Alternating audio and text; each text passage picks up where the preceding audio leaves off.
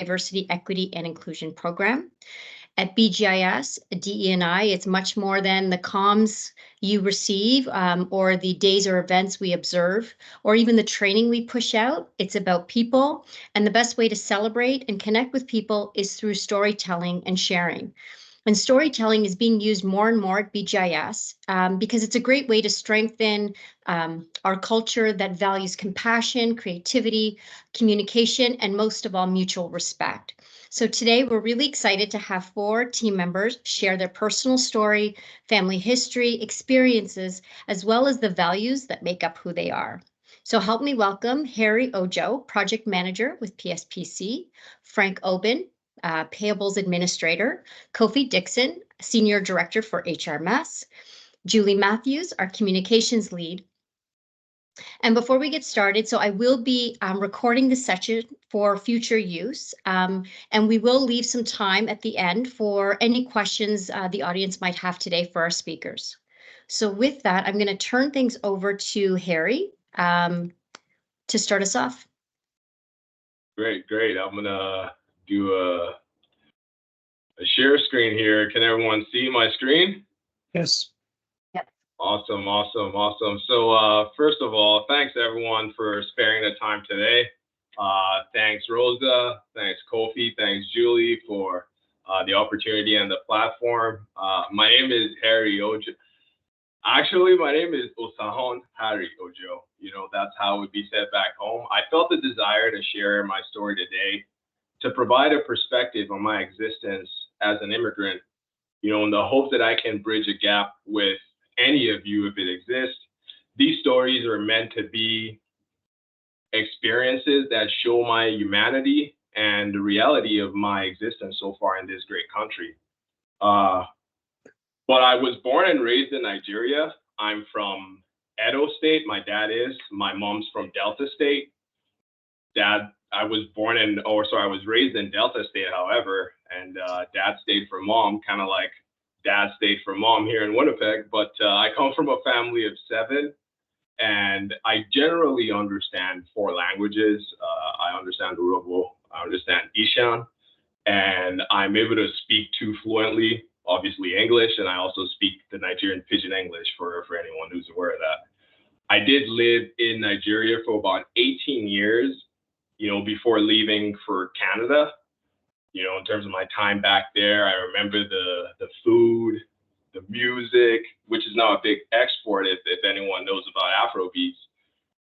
And I remember the pretty joyful lifestyle that was curated by my parents.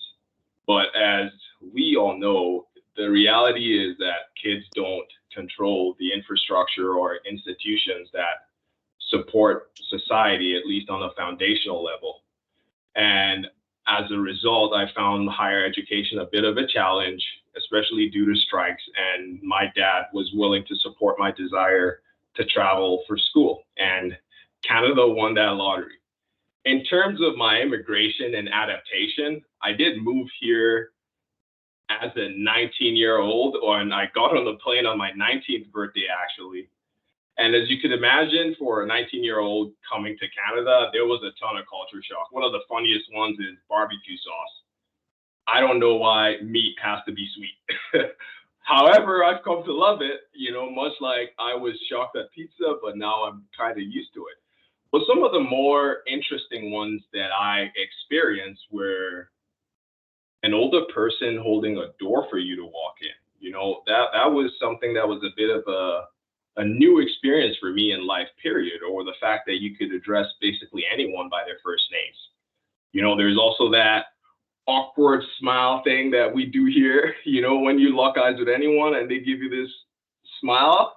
That was a bit of a thing for me to get used to, but I've come to learn that that is part of Canadian hospitality in terms of how people interact. But some of the other things that I experienced when I first came, not, you know, to be a victim because I'm a conqueror, but there was that classic stereotypical Nigerian prince, you know, in relation to maybe a thing that a couple people have done, or just that perspective of whether or not there was a ton of suffering back home. And I think this was a part of the commercials and some of the things that I realize are propagated in the Western world that we don't realize in Africa, because obviously we just don't have that perspective. And those are some of the more interesting things for me. But there was other funny stuff. For example, we spoke Queen's English back home, and here you guys speak a different English. I don't know what it's called, but for cars, you got trunk versus boot, bonnet versus hood, pants versus trousers. So it did take me a little bit of time to get my head wrapped around Canadian vernacular and some of the words that you guys use. And one of the experiences I've had too is he has no accent, and I get it in terms of the fact that people say it to be complimentary, but I don't necessarily see it that way, because in my mind, I'm like, I spoke Queen's English, so of course I speak good English. What you're hearing is what I call, or what we call, because I know I'm not the only one, or I'm not the one who came up with it. It's called code switching, and it's speaking in a manner that allows for the most amount of people in the society to understand you. Because when it comes to my audience, when I'm at home, when I'm with my kids, when I'm with my parents, when I'm with my friends, I have a ton of different accents and I speak different languages. And so in terms of my educational journey, I went to the University of Manitoba and I graduated with a mechanical engineering degree. I remember the higher GPA requirements for international student being a bit confusing for me, especially because we were also paying higher fees. However, I get it now. I understand how the society functions a bit better. But ultimately, I backed myself on my ability. I participated in co-op programs. I had a ton of great advisors. I had a bunch of friends and a diverse group of friends that made the journey easier. I did love my time at the U of M, and the foundation that I had in the relationships and education that has continued to pay off long term. I did graduate on the Dean's Honor List. Got to have a fancy brunch with him. And I participated in extracurricular activities like the Formula team, where we built race cars, and other activities to continue my ongoing development as I began to get myself ready for the working world. But this is where certain things started to hit a bit differently. Now, I did mention that I graduated on the Dean's Honor List. I did co-op, I did all this stuff. But when it came time to become a professional, I wasn't getting the callbacks for interviews. I watched a ton of my friends who didn't do as well all get jobs, all get great offers. Even my first offer, honestly, was at least $10,000, or at about 10 grand less than a couple of my counterparts, especially some of the ones in the photos you might have seen earlier. This was a bit of a challenge for me. And one of the things I had to do, and you'll notice I kind of did a reintroduction, one of the things I had to do was drop my first name. I no longer put, it's not on this company directory. You wouldn't find Osahan, or you wouldn't find Osahan anywhere, because I don't know, I had to drop it. And the reason it's kind of stuck with me is because a company I'd applied to a week or two prior ended up calling me for an interview. And in the email, I was addressed as Harry Ojo. All I did was change the name. So I'm not saying, because it could be an oversight. I know they get tons of resume, but these are some of the things that have stuck with me over time. And so today, I kind of let my mom, my dad, and anyone who knew me from back home refer to me with my first name. Everyone else call me Harry. I also have come to not like how my name is pronounced in the Canadian accent, but these are some of the realities that, some people might have to deal with. I know my wife always says to me, at least you have a name that you could change to, because she doesn't have that. She has both Nigerian names, and she has to hear it in a manner that maybe sometimes is uncomfortable for her.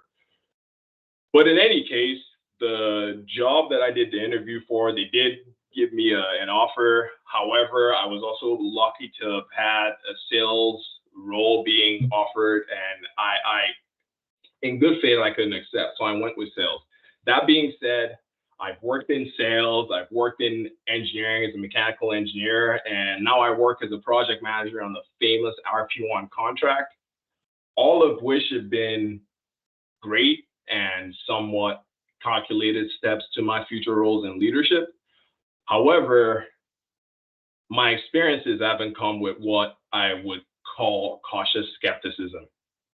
For example, when I had my sales role, I met with a power engineer and we're having a conversation about fluid system products because that's what I was selling, technical sales in the fluid system industry. And he's like, "Oh, you would make a great defensive end." I'm like, "Bro, in my head anyways, I'm like, I'm in sales. Like I have the West African build, which is obviously based on the same genetic origins as a ton of NFL players. We're not going to go into why, but come on, like that's not what I showed up as today anyways. I've also shown up to project sites or meetings where I can feel the tokenness of my presence, whether it's the reality of people seeing the person behind the emails, the person behind the communication for the first time. And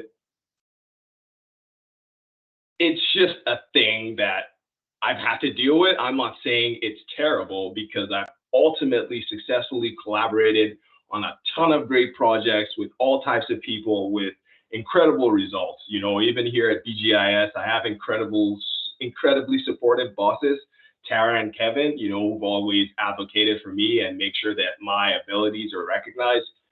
And ultimately, I do know that we all just want to contribute, earn our pay, go back to our families, and try to have as many good days as we can stack. But this skepticism is getting a bit more difficult. I've been blessed with a loving wife and 2 young boys. My wife was born and raised here. She has a completely different perspective on the Canadian hospitality, especially because of her experiences growing up here in Canada. My kids are kind of going through the same thing. So we're actively working on ways to cultivate communities that reinforce their identities. Because for me, confidence is key. And my confidence comes from a strong foundation in my identity. So we're evaluating our environment. We're thinking of relocation, to be honest, because I do know that it's important for my kids to have mirrors that reinforce their identities. I'm not going to go into all the details, but I'm getting increasingly uncomfortable with some of their daycare experiences. But we are finding ways to counteract it. One of the things that's happened is the advent of generative AI. If you guys aren't aware, the world is changing right now.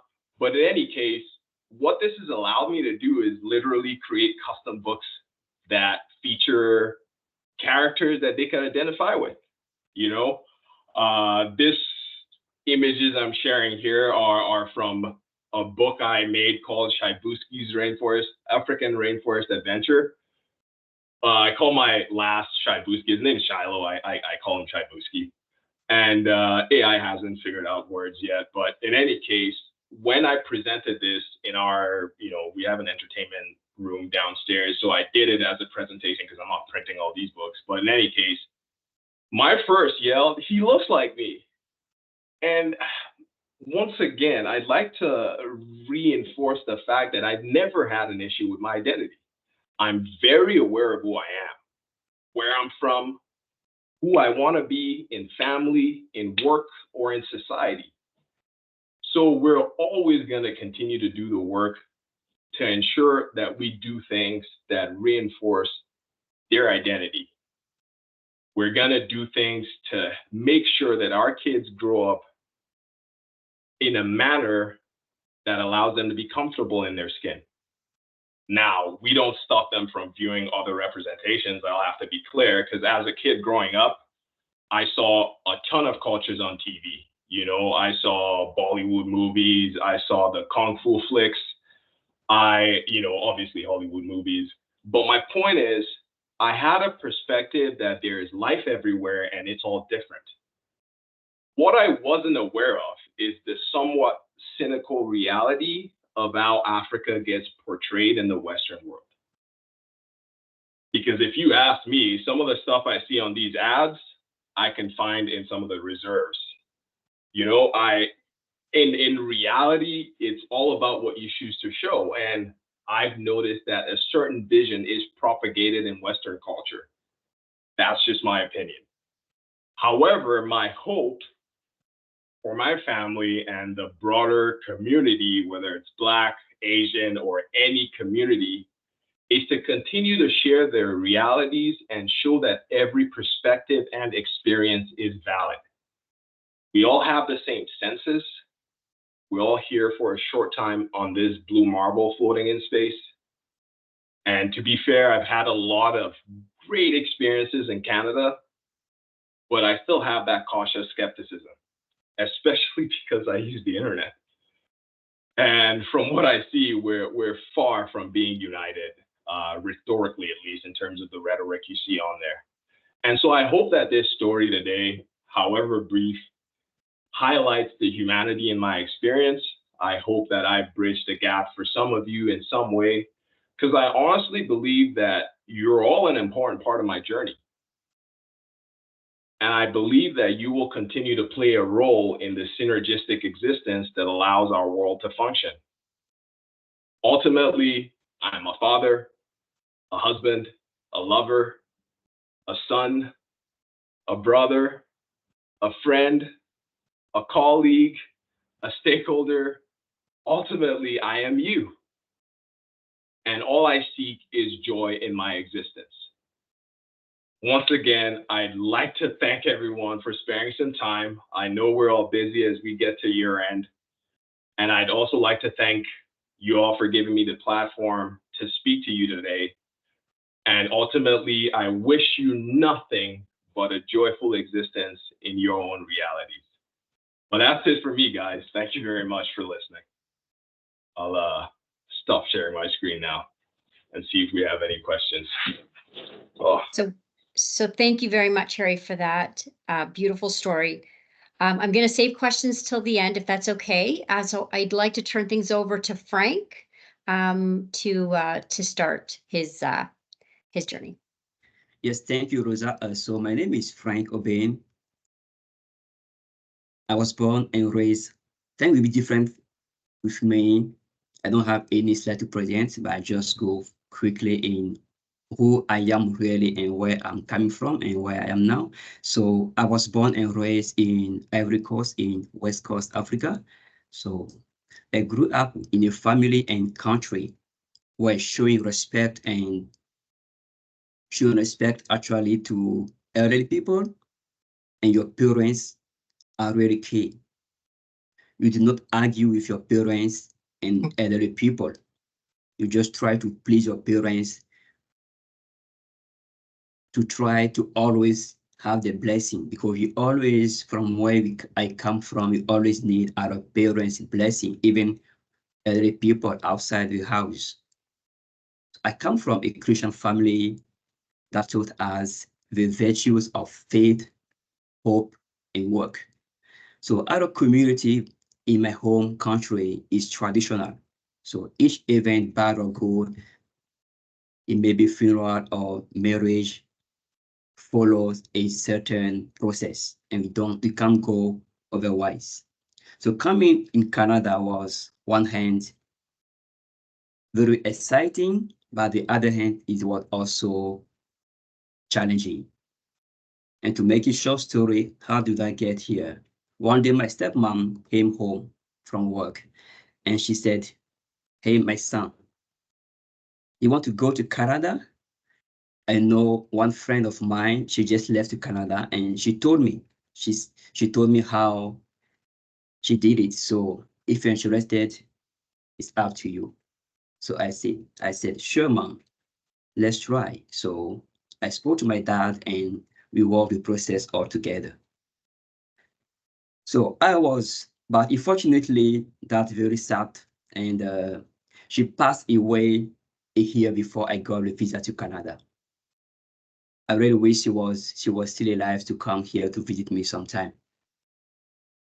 I was so happy to be in Canada, even though I knew I have to start all things all over, like get a new job, a new life, meet new friends, family. Soon later, I was confronted to some challenges, such as the language.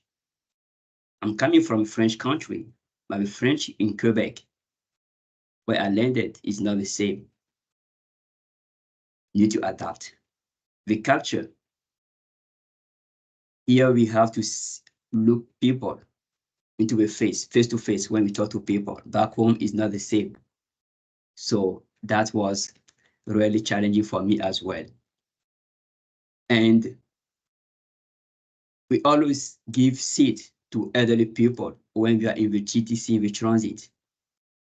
I was sad to see that here in Canada, especially in Quebec, when I came, to see young people, young kids sit in the bus and elderly people stand up. I was concerned about that. And that was also a challenge for me to put all this together. The food also was a bit challenging for me. I have to taste new food also. And it comes now to the workplace. It was very hard for me to get a job actually in my field, accounting and management field. Many interviews I went through have been asked questions about my English skills, even though I was in Quebec. So that was a bit like awkward for me. And I was questioning myself, am I in the right country or am I at the right place? So that made me make that move in Ontario, Toronto. But I'm thankful and grateful because after all those 3 years, I got a job at least that helped me embrace the culture of, I will say, my new culture. I went back to school later on to get an MBA in administration. And from work experience to one work experience to another, now in this wonderful, amazing BGIS company in RP1 account payable team. I do like my job and I'm in an amazing team, I would say, and that's true. I feel part of this big BGIS family and wake up in the morning every day. I used to say and tell my friend, now I'm not scared about waking up Monday morning and go to work because Monday is not scary for me anymore because I like my job. I like what I do every day here. So the Monday is like Tuesday and every day. So this year to wake up on Monday, I think I don't have this year anymore. And I'm very grateful for that as well. I'm a team player and I love to connect with people, spread hope and joy around me.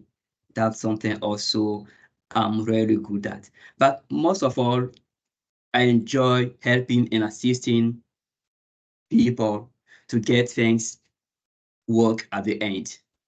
I'm still on my learning journey, I know, in many areas of my life, but I'm also ready to take on new challenges and move my journey, move my life in Canada all over the road. And I thank you, all of you who are present here, for giving me the opportunity to break this fear, to show myself to all of you. Thank you, Kofi, who was there to push me to have this talk today. I wasn't expecting that. Thank you, all of you. I know for those people I don't know yet, I come in the office most of the time, but surely we'll meet one day. Thank you so much and have a wonderful day. Thank you so much, Frank. Beautiful. We're going to turn things over to Mr. Kofi Dixon. Yes, and I'm going to share my screen as is my want to do just a little bit of a presentation, but nothing like Harry. I'm not going to show pictures of my family. They're going to kill me if I do. So let's make sure I can share this. So I'm going to tell my story using something we call Adinkra symbols. And these, I'm just taking the Merriam-Webster definition. It's really, we have a set of symbols in Ghana, and they mean different things. We use them in different settings. And you can see I'm wearing a shirt that even has some of these symbols. And there's that whole controversial Sankofa thing that they're going to rename Dundas Square from. So that's one of the Adinkra symbols. And by the way, this picture is a genuine picture taken by my wife last month this month actually, when she went to Ghana. So I'm going to start with my background, and I'm going to use a band, which is fence, to talk about my background. So I come from a family, we'll probably say upper middle class kind of thing. My dad was a lecturer. He was also a pastor. My mother was an accountant. Well, she was a bank manager who turned to accounting so that she'd be able to spend more time at home. So I come from that kind of family, always coming from an academic background with lots of things. And I think I told Rosa that I'm the black sheep of my family because my eldest is a banker. Then the next is a doctor. My sister is a lawyer, and I ended up in this weird computer science type thing, which wasn't part of the original white collar society. But when I think of this symbol, I grew up in a very safe environment, lots of love, same as Frank, faith, family, friends were a huge part of everything that we did. And I think it kind of helped shape who I am in the sense of being able to judge right from wrong and being able to deal with adversity. Then this one is called Nya Onyim. So whoever does not know, and I'll talk about some of my schooling using this symbol. And the whole idea of this symbol is really, we have to keep learning. You can't assume you know everything. And the crest below is actually the high school. In Ghana, we call them secondary school. And we typically went to boarding school. So it's from my high school, and it's called Achimota. And ut omnes unum sint is a Latin phrase that means that all may be one. And we learned this early in our journey in secondary school. And interestingly enough, this whole crest was designed by a Ghanaian missionary. And the reason why he used this piano-looking thing was to say, and he had that exposure in New York and other places. And what he meant by using this ut omnes unum sint, as well as this crest, is whether you're black or white, regardless of where you come from, we all, if you take a keyboard or a piano has black and white keys. We all fit in the same world. And I think some of my colleagues have mentioned it all already. We all sit on the same keyboard. So it doesn't matter where you come from, what color your skin is, we all bleed red. And that was one of the big things we learned there. And another interesting thing that I kind of struggled with more is getting in the university. So, and that kind of fell into part of where my journey went. I was reasonably good at math, well, generally quite good, but I also like people. I'm an introvert, which people find strange, but I like studying people. So I was computer science psychology, and computer science was in Ghana a relatively newish thing. So in the end, I did both. which was a struggle, but it paid off. But one of the things I learned as I did both, which also kind of plays into how I see life, is we live in a world that is getting ever more technological, ever more remote, ever more like there's AI, there's technology, there's remote work, there's everything. But at the same time, we, at the core of everything, we are people and we need connection. And sometimes that remote connection doesn't do the same thing as a personal connection. All right, now the fun one, coming to Canada. So the first one is being Kabi, which is obviously endurance and difficulties and all that stuff. And it's interesting when Harry was talking and Frank was speaking that we all go through this difficulty trying to find a job. And mine was it was a culture shock to me. So to tell you the truth, this is the smallest company I've ever worked with. So back in Ghana, because because of the stuff that I did for school, I was heavily recruited. And I ended up in a company that does Oracle implementations. The largest client I had was over 300,000 people. The smallest one I had was over 10,000 because only large corporations could afford that kind of footprint. So to come, and part of the reason I came to Canada is, so we used to work with a lot of consultants back home from the US, from the UK.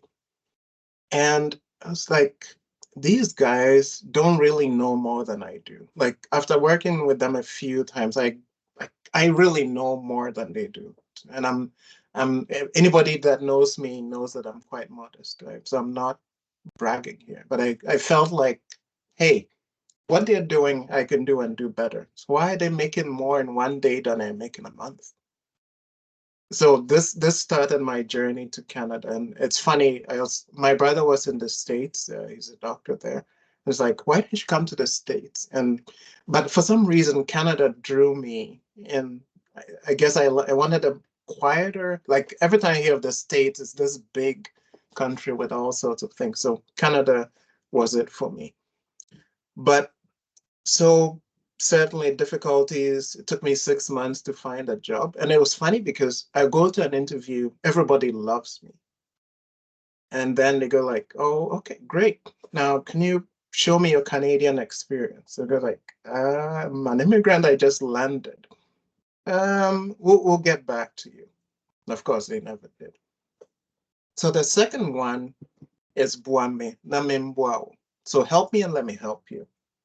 And it's interesting because my first great gig, which at that time was next door to what we call BLJC, was as a result of the consulting company, having worked with another Ghanaian.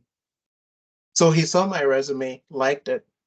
He had the whole thing about no great Canadian experience, but he said, look, I worked with another Ghanaian. He was great. I'm going to take a chance on you. And that was it. So in looking back at this, and it's the same thing in our culture. We always see our culture as a community. It's not, and that sometimes is a little different from the typical Western view where it's me. It's a me-centric, self-centric society. We always see African culture as more of a village or a group of people bonding together for a common good. Now, this is my thought about BGIS. And we've gone through many name changes, but I think of these three symbols. The first one is Ibusiapa, which is a good family. And I've been here for more than 20 years. And I can honestly say I've had a great family relationship with many people in BGIS. And I'm not saying this because I'm in the PNC department. This is true. when you think about it, you spend more time at work than anywhere else. You spend likely at least 40 hours at work, which is more than you spend with your family, awake at least. So BGIS has been a great place for family in terms of people that have opened themselves up to me, and we've bonded, and it's been a family relationship. And I can say that about my bosses, and whether it's Acklin, Ron, Yonkers, like I've had great people that have been in my family at BGIS. They've seen my kids grow up, or they've heard of my kids being born. They've heard of me. I remember John Pedretti in IT kind of comforting me when my dad passed. I was bawling, had to rush out of the building, and it's like, this is family. Like, you have people that really care about you. The next thing is Akuben, which is a war horn. And it's really about a call to action, or readiness to be called to action, and voluntarism. Again, this is one of the things I love about my journey at BGIS. There's lots of opportunity to get involved. I mean, and I'm hoping Paulette, we can do, or whoever it is, we can do the big bike ride. It was one of my favorite things for cancer. But BGIS is one of those companies, and that really not just talks the talk, but walks the walk. So there's always been a focus on, what are we doing for our society? Are we just here to make money and shareholders? What do we mean to the society around us? And that, to me, speaks to my African culture, because like I said, we're not a self-centric culture. We always think about, what do we do with other people? The last symbol there is Asasi Yudru, which is the earth, literally translates the earth has weight.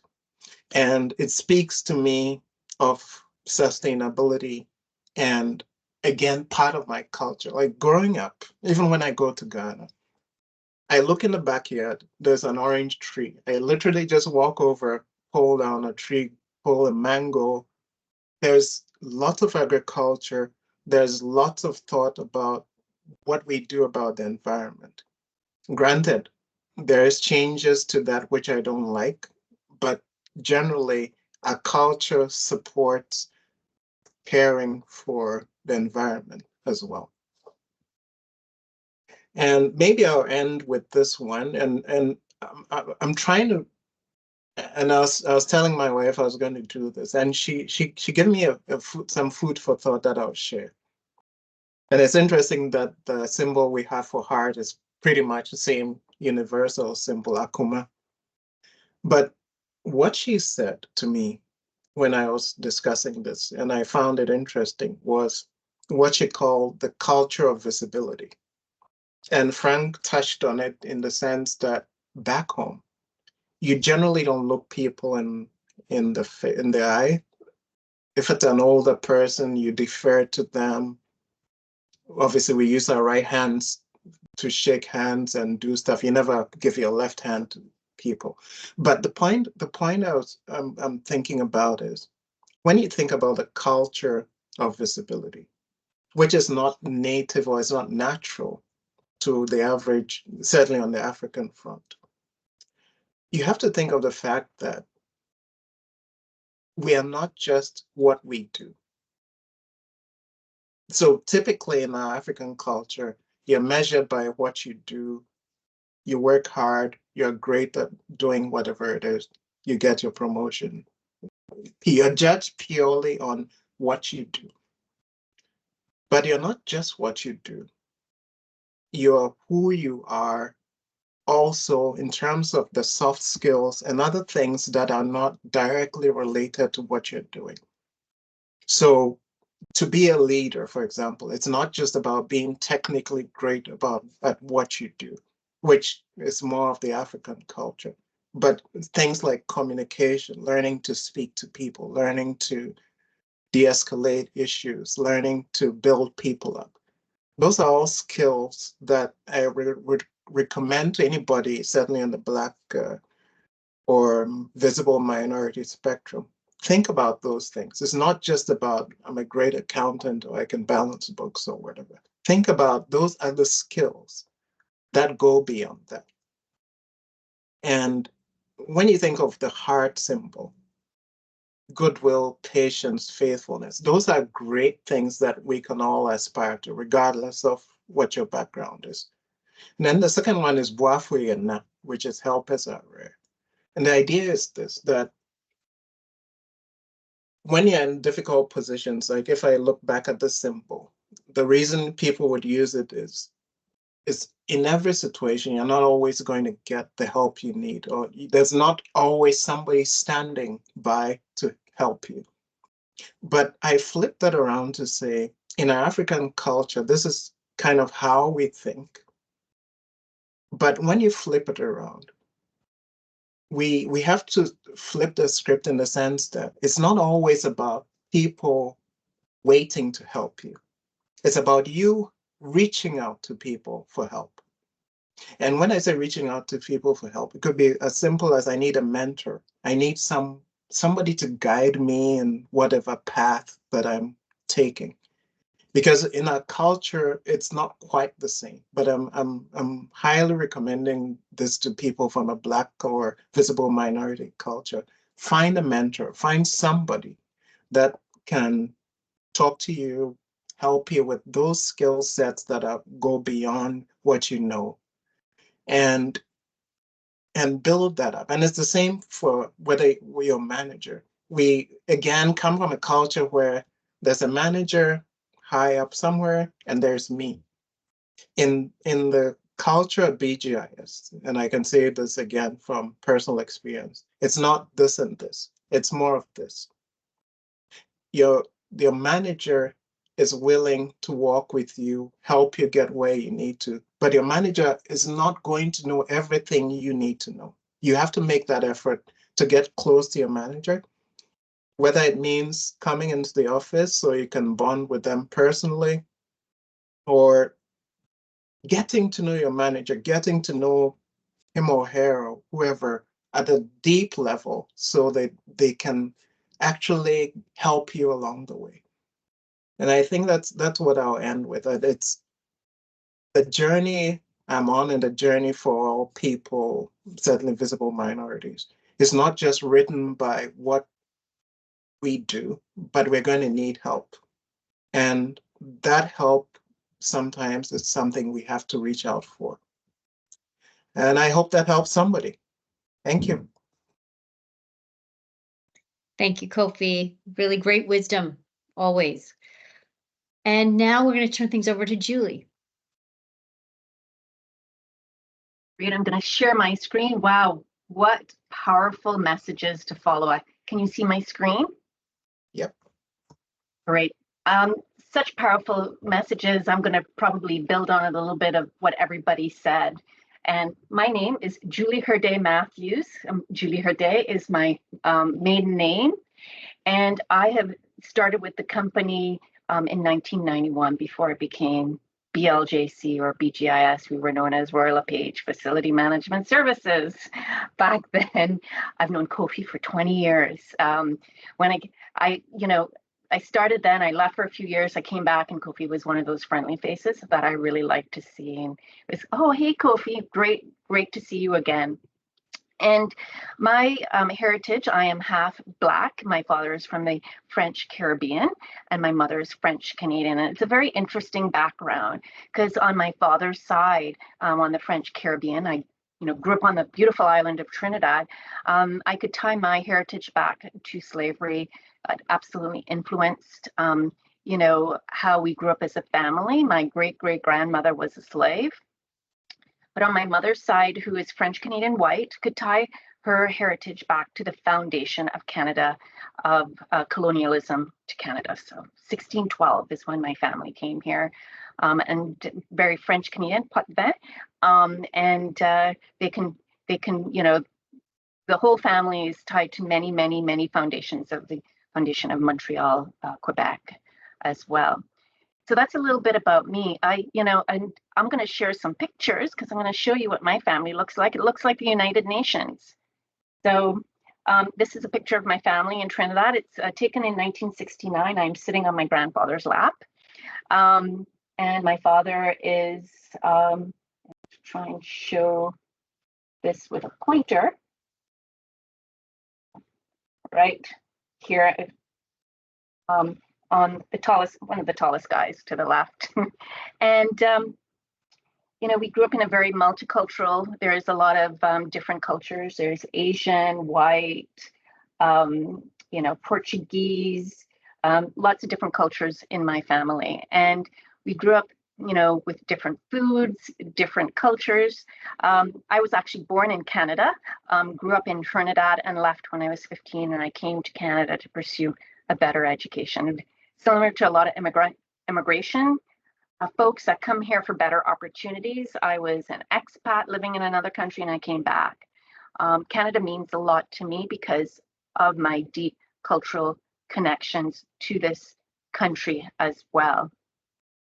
And it's interesting that, you know, we shared similar, I'm hearing a lot of the similar stories. And Harry said something that I resonate with, is stand up in a room, get recognized, you have something to say. And it shouldn't matter, you know, what color you are. If you have a voice, you should use it. And that's so, so important. Otherwise, you won't get heard. And that's, if I can leave a key message for everyone, is to do that, is to get up in a room and, you know, find a mentor. So I'm going to build on that. I was very lucky, and when the company was being formed, my biggest mentor, his name was Steve Sales. He was on our board and he was extremely helpful to me in my career. He mentored me. So you sometimes may not find that mentor in your manager, but find someone who, you know, kind of gets you and who's willing to help you.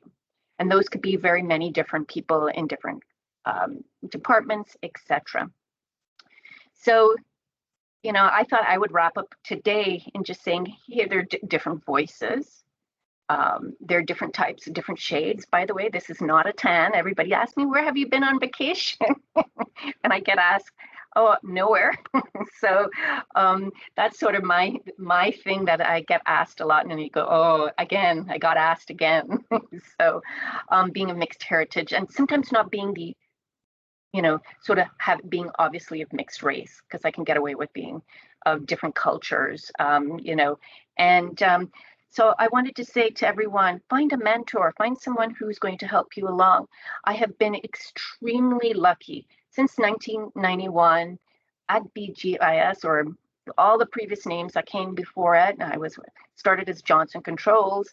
I was very lucky to get many different jobs and, you know, go through the whole path of getting promotions. I left for a few years, and then I came back to work on the RP1 bid and proposals. So since then, I've been working on the RP1 account, and I love what I do. You know, as I get older, I'm 55. I've been with the company a long time. I remember the relationships I developed, the friends I developed, not what, you know, how much money I made or anything like that. It's those relationships that you develop. So get that connection, build those relationships, because those relationships are the ones that are going to help you when you need a promotion. I tell you, it's who you know. Having been through different forms of this company, small, big, back small, big, right? It's those people who are going to help you and navigate the system, and reach out, you know, knock on the door. Say, I need some help. I have a question. Do you know if you could help me with this? And over the years, I've helped so many people, whether it be through internship programs, through you know, getting to work on some of the different programs, the Indigenous program as well. And you're really trying to be empathetic, trying to help people and trying to make a difference. Because when I'm sitting on my deathbed, I'm going to say, well, what did I do different? How did I make a difference? Et cetera, et cetera. And I think that's really what is important to me. So I want everybody to say, hey, you can make a difference too, just raise your hand. So that's my closing remarks. And it's so good to hear these great stories. 2 years ago, we did a Black History Month recording. It's on our sharing circle, and we had 5 people. So this is a great improvement. Thank you very much. Thank you so much, Julie. Great words to close off with.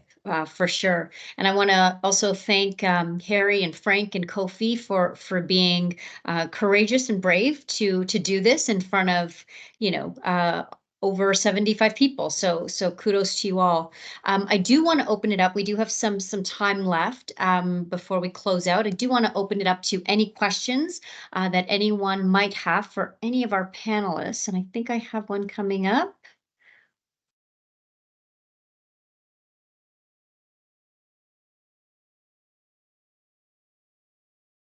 I saw a hand and now it's gone.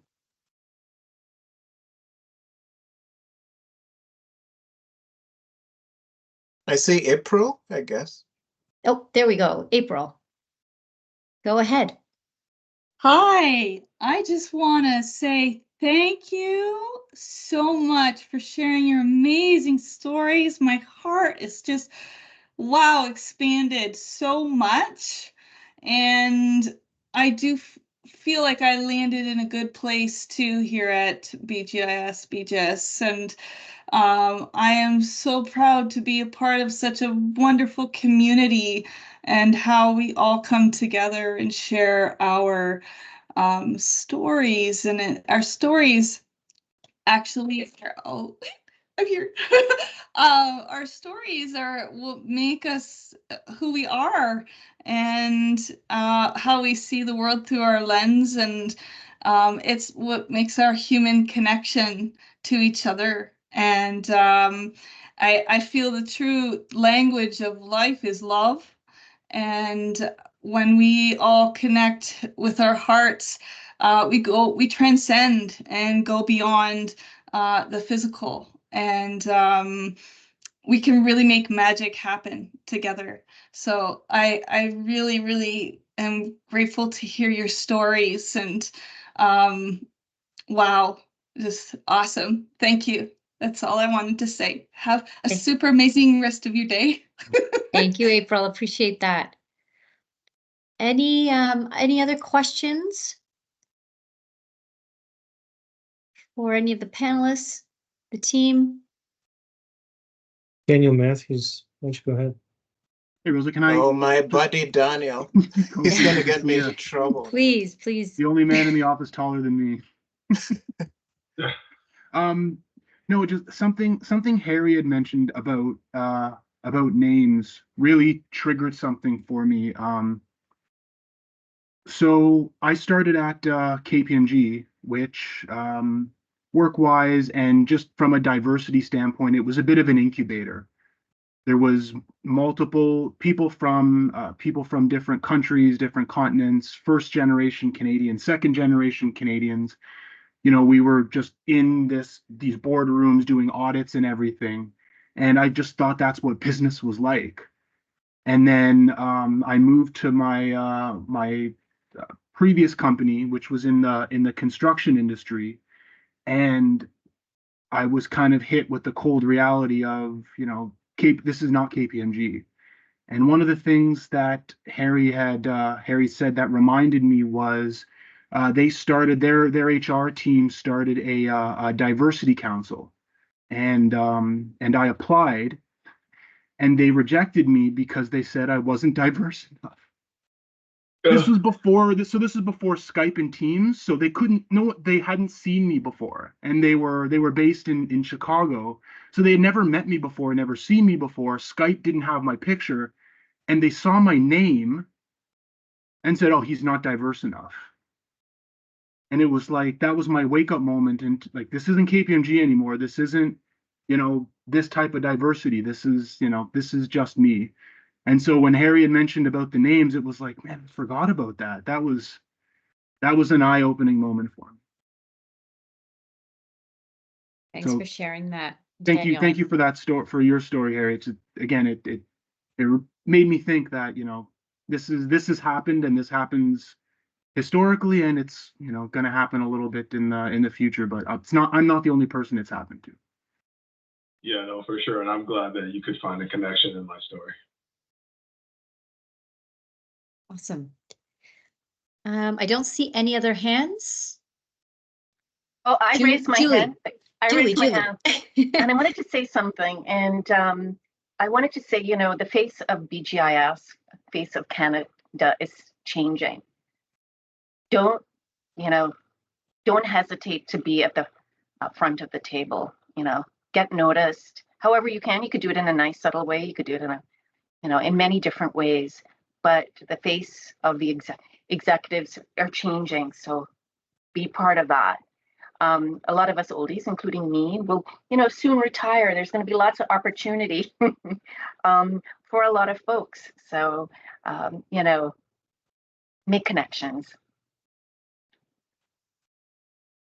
Thanks, Julie. That's really great advice. And the one thing I will say, if we don't have any other questions, and before I'd like to turn it over to Aplin to close us off, if you are sitting in this session and want to see more, or want to see something different, or have an idea, we're always open to do things differently at BGIS, and opportunities to share different perspectives and viewpoints is key, I think, to us being successful. So please let me know.